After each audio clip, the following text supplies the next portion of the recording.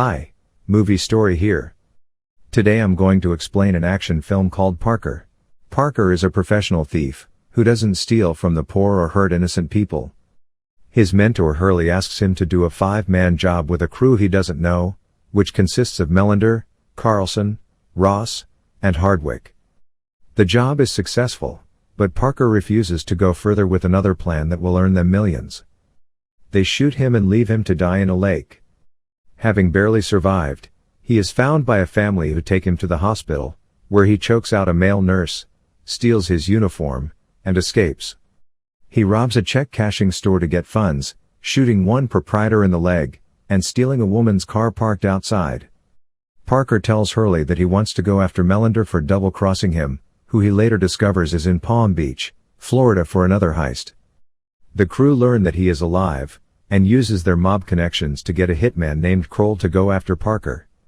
He tries to kidnap Hurley's daughter and Parker's girlfriend Claire. She narrowly escapes and goes into hiding at a fish camp. Hurley is worried and suggests Parker run away with Claire, but he refuses, completely intent on revenge against Melander. Parker travels to Palm Beach and poses as a Texan named Daniel Parmet. Leslie Rogers is a depressed, unsuccessful real estate agent living with her mother, and struggling financially after a divorce. She is thrilled when Parker, as Parmet, appears to become interested in her properties, because she is desperate for a commission. Leslie soon becomes suspicious when Parker only takes interest in a house that a man named Rodrigo is renting. In reality, Rodrigo is Melander, and is staying in this house with the crew in anticipation of a $50 million jewelry auction from which they plan to steal jewels. Leslie becomes suspicious and eventually finds out that Daniel Parmet is a fake identity. She offers her knowledge of the area as help to Parker, if he will give her a commission. He considers it after making her strip to make sure she isn't wearing a wire. Together, they plan to steal the jewels from Melander after he robs them from the auction. Leslie kisses Parker, but he stops it from going any further. Before the auction, Melander's crew disguise themselves as movers to plan their heist. They soon learn that Parker is in Palm Beach, and send Kroll to kill him. After a bloody fight, Kroll stabs Parker through the hand, but ends up falling from a balcony and dying.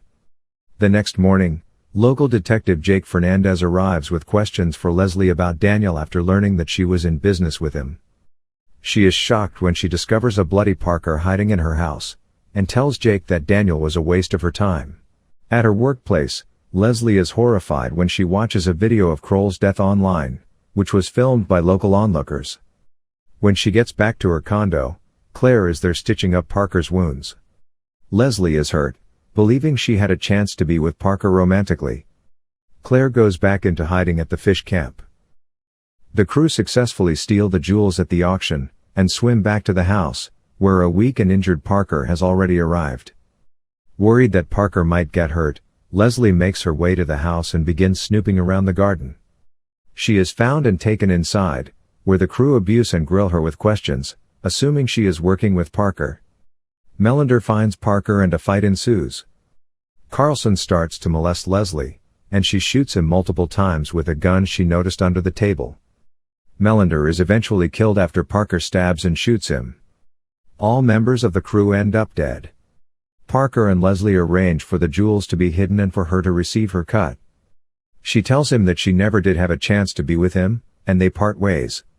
6 months later, Parker goes to Chicago and kills the mafia boss who hired Kroll to kill him.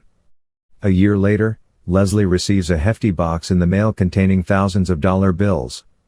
In the final scene before the credits, the tomato farmers who saved Parker's life are talking to somebody about how they got all this money that changed their lives, and they credit the stranger they rescued, who they think was an angel sent to test them.